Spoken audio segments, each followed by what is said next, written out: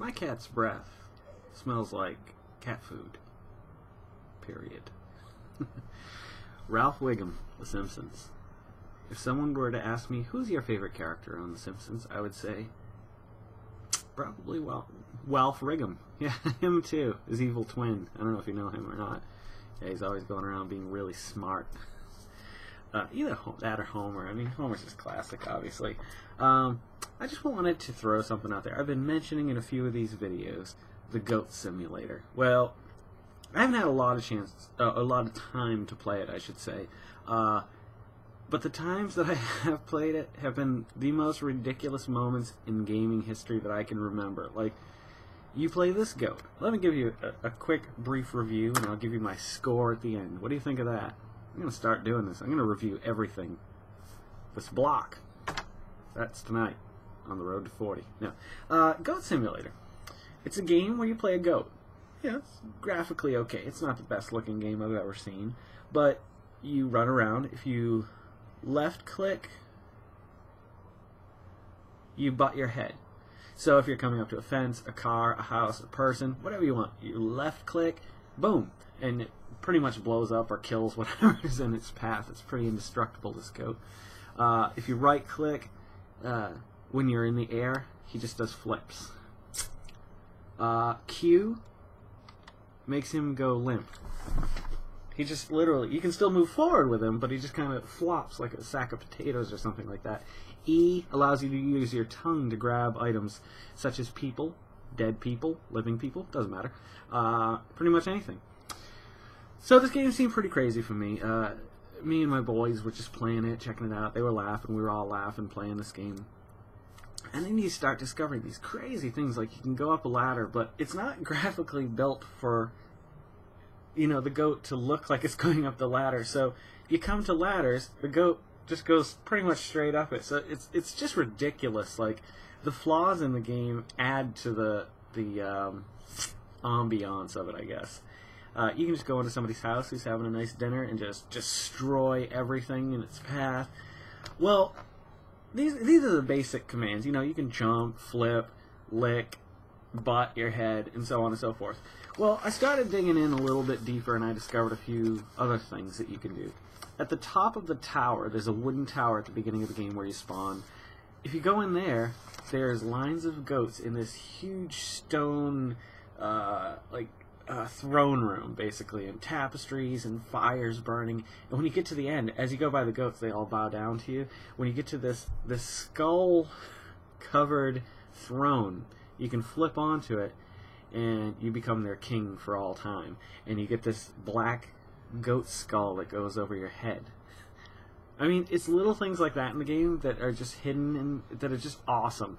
So after that, from that point on, if you are to hit the R key on your keyboard, it will start raining goats. One goat for every click.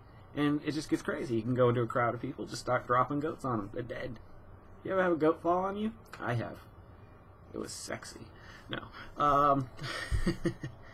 So the Goat Simulator is just this insane game. When I first heard it was coming out, I thought it was kind of like a sim game where you raised goats, different kinds of goats.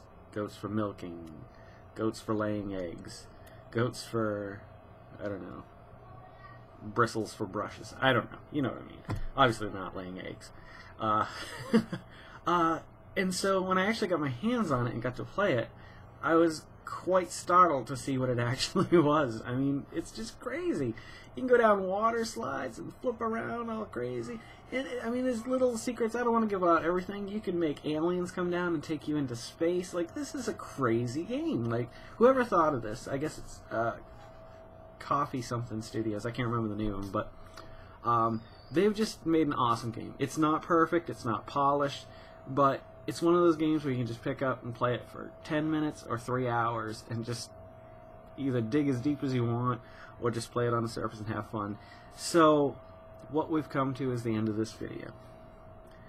The Goat Simulator is one of the funnest games I've played in years. There's obviously flaws. It's not the deepest of gameplay, but it's a lot of fun.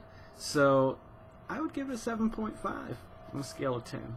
So if you're into just insanely weird games, or just try this game. I don't know how much it's retailing for, but if it's under like 20, I'd say get it. I think it might be on Steam or something, but I don't know where you can get this game. I just got a copy someone had given to me, so check it out. Yeah, Goat Simulator is a good time. And don't forget to go make people smile.